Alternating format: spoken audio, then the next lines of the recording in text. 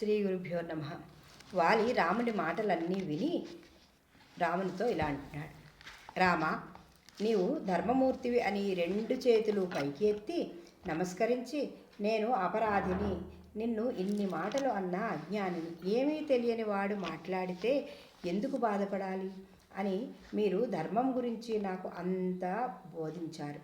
రామ, నన్ను క్షమించండి, నా తప్పులను మన్నించండి. నాకు భార్య గురించి, రాజ్యం గురించి బాధ లేదు.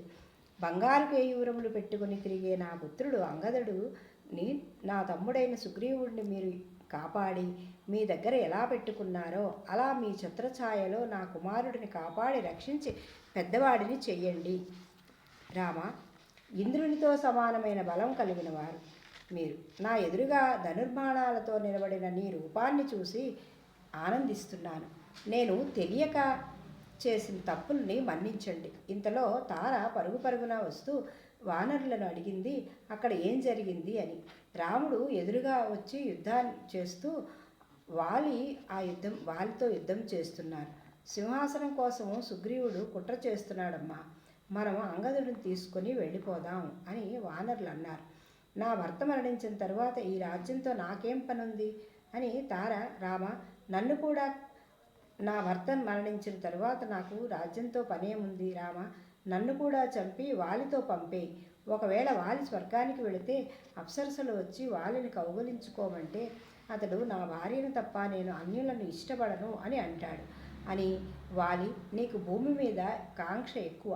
నేను వచ్చినా నీవు భూమినే కౌగలించుకున్నావు, నన్ను ఒక్కసారి చూడు అని అంటుంది.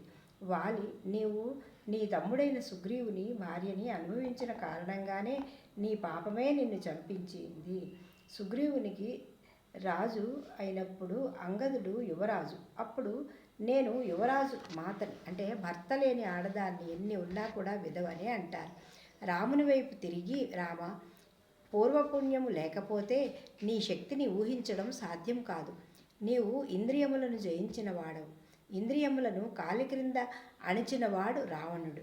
నీవు నీ కళ్ళ ముందు ఎన్ని సుఖాలు ఉన్నా కూడా ధర్మం కాని వాటిని అనుభవించవు. నీకు యుక్తాయుక్త విచక్షణము, భూమికి ఉన్నంత ఓర్పు మరియు తరగని కీర్తి ఉన్నాయి. ఎరుపు జీర కన్నులు ఉన్న అందగాడివి. ధనస్సు పట్టుకుని బాణం వేస్తూ నిలబడి ఉన్న నీ అవయవముల పొందిక చూస్తే నువ్వు మనుష్యులలో ఉన్నవాడివి కావు, నువ్వు దేవతాస్వరూపుడవు అని తార అనగా, అప్పుడు సుగ్రీవుడు వచ్చి, నేను ఎన్నిసార్లు నా అన్న మీదకి వెళ్ళినా నా అన్న చెట్ల కొమ్మలతో చెట్లతో తరిమాడే కానీ నన్ను చంపలేదు. నేను దుర్మార్గుడిని, అన్నను చంపించాను. నాకు ఈ రాజ్యం వద్దు, అంగదుడికే ఇచ్చేయండి అని వాలిపై పడి ఏడ్చాడు. ఆ ఏడుపు చూసి రాముడు కూడా ఏడ్చాడు. వాలి సుగ్రీవునితో ఇలా అంటాడు, నా మెడలో ఈ మాల ఉండగా నా ఆఖరి ప్రాణం పోదు, అందుకు నా మాల నీ మెడలో వేస్తాను అని అతని మెడలో ఉన్న మాల తీసి సుగ్రీవుని మెడలో వేస్తాడు. ఆ వెంటనే వాలి కన్నులు భయంకరంగా బయటపడి మరణిస్తాడు. అప్పుడు లక్ష్మణుడు సుగ్రీవుడు అంగదునితో కలిసి వాలికి చందనం కర్రలతో దహన సంస్కారములు చేయించారు. శ్రీరామాయణంలో వాల్మీకి చెప్తారు, రాముడు ఎవ్వరు మరణించినా కూడా వారికి అంత్యేష్ట సంస్కారములను నిర్వర్తించి వారికి స్వర్గలోక ప్రాప్తి కలిగిస్తారు. దాని ప్రాముఖ్యత ఏమిటంటే భావితరాలకు తెలియజేయడమే దాని ప్రాముఖ్యత. ఆ తరువాత రామలక్ష్మణులు, హనుమ, మిగిలిన వానర వీరులు ప్రశ్రవణ పర్వత గుహలోకి వెళ్ళిపోతారు. అప్పుడు హనుమ, సుగ్రీవుడు, మిగిలిన వానరులు కలిసి రామునితో ఇలా అంటారు, రామచంద్ర, ఈ రాజులేని సింహాసనం ఊరికే ఉండకూడదు, కనుక మీరు కిష్కిందకి వెళ్ళి సుగ్రీవునికి పట్టాభిషేకం చెయ్యండి అని. లక్ష్మణుడు మీతో వస్తాడు అని చెప్పగా లక్ష్మణునితో సహా అందరూ వెళ్ళి సుగ్రీవునికి రాజ్యాభిషేకము చేస్తారు. అంగదుడికి యువరాజ్య పట్టాభిషేకము చేస్తారు. తార అంగీకారంతో సుగ్రీవుడు, తారా, రుమ ఇద్దరు భార్యలతో రాజ్యక్షేమాన్ని చూస్తూ సుఖ సంతోషాలను అనుభవిస్తూ ఉంటారు. ఇంతలో హనుమ, జాంబవంతుడు, మిగిలిన వానరులు వచ్చి, పదండి మనం సీతను వెతుకుదాం అని అంటారు. రాముడు ఆ మాట విని వారితో ఇలా అంటాడు, ఇది వర్షాకాలం కనుక మీరు మీ కుటుంబాలతో హాయిగా సుఖం అనుభవించండి.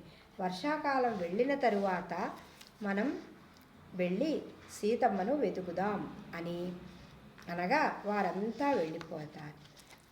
రామచంద్రమూర్తి, లక్ష్మణుడు ఆ గుహలో ఉన్నారు.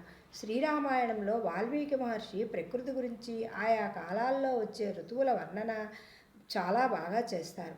ఈ వర్ణనలోంచే ప్రతి కవి ఎంతో కొంత స్ఫూర్తిని పొందుతారు. ఇక్కడ వర్ష ఋతువు వర్ణన ఎలా చేస్తారంటే, లక్ష్మణ, ఈ మేఘాలు క్రిందకి దిగి వస్తూ ఉంటే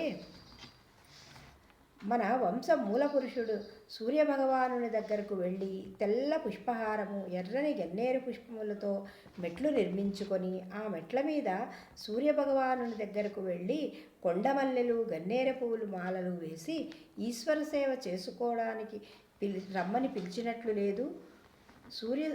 సూర్యాస్తమయం ఎలా ఉందంటే సాయంకాలం భర్త ఇంటికి వచ్చేస్తారు అని అటు ఇటు చూస్తుంటే ఇంతలో భర్త రాకను అకస్మాత్తుగా చూసిన భార్య బుగ్గలు ఎలా ఎర్రబడతాయో, సాయంకాల పడమట కాంత ఆకాశమైన పురుషుడికి పుండుపడి గాజుగుడ్డ కడితే ఆ గాజుగుడ్డ తెల్లని మేఘము వలె, ఎర్రని సూర్యకాంతి, ఆకాశంలో నల్లని మబ్బులు అలా ఉంటాయి. ఆకాశం అనే పురుషుడు ఎవరో కొడుతూ ఉంటే కడుపులో వ్యక్తం కాని బాధల పెద్ద పెద్ద శబ్దాలతో ఆ ఉరుములు, పిడుగులు, నల్లటి మబ్బుల మధ్య మెరిసే ఆ మెరుపుల తడుకు బిలుకులు, అలాగే యుద్ధంలో కుంభస్థలాన్ని ఆసనంతో అలంకరించిన ఏనుగుల నల్లమబ్బు మీద విద్యుల్లతలు ఆ పతాకంలా మెరుపుతీగ కొంగల బారులుగా తిరుగుతున్నట్లు తెల్లని మేఘాలు. లక్ష్మణ, అటు చూసావా? బాగా పెరిగిన ఆ పచ్చగడ్డి మీద ఎర్రని ఆరుద్ర పురుగులు ఎలా ఉన్నాయో చెప్పనా? చిలకపచ్చ చీర మీద ఎర్రని చుక్కలు ఉండి ఆ చీర భూకాంత పైట చెంగులా కప్పుకొని కూర్చున్నట్లు లేదు. ఆ పక్షుల రెక్కలు రెపరెపలాడుతూ ఉంటే కేశవుడికి నిద్ర సమీపిస్తున్నప్పుడు కనురెప్పలు ఎలా రెపరెపలాడతాయో అలా ఉంది. అలాగే నది సాగరం వైపుకు వెళుతూ ఉంటే భార్య ప్రేమ మీద భర్త కౌగులికి చేరినట్లు, భర్తకి కొత్త బహుమానాలు తీసుకువెళుతున్న భార్యలా ఉంది. సాగరం వైపు వెళుతున్న నది శయన ఏకాదశిలో పైన శరీరంతోటి లోపల మనసుతోటి ఉపాసన చెయ్యాలి. అది చూడడానికి నిద్రావస్థ నటిస్తున్న నారాయణుడిలా ఉంది. లక్ష్మణ, వర్షం పడినప్పుడు ఆ మేఘాలు అన్నీ ఒకే చోట చేరేసరికి నెమళ్ళు ఆనందంతో చేసే ఆ నృత్యాలు మనసుకు ఎంతో ఆనందాన్ని ఇస్తున్నాయి. ప్రవహిస్తున్న ఆ ప్రకృతిని చూసి ఎడబాటులో ఉన్న యువతీ యువకులు తమ ఎడబాటును చింతిస్తూ తమ ప్రేయసి కోసం విలపించే ప్రియుడు ఆ మెరిసే మెరుపులు, ఉరిమే ఉరుముల గర్జన ఎలా ఉంది అంటే, యుద్ధానికి వెళుతున్న రాజుగారు ఏనుగు అంబారీ సిద్ధం చేసి ఎక్కి యుద్ధానికి వెళదాం అని అనుకునేసరికి ఆ మేఘగర్జన విని ఆ ఏనుగు యుద్ధ జంకారమే అనుకుని పరిగెట్టి ముందుకు వెళుతుంది.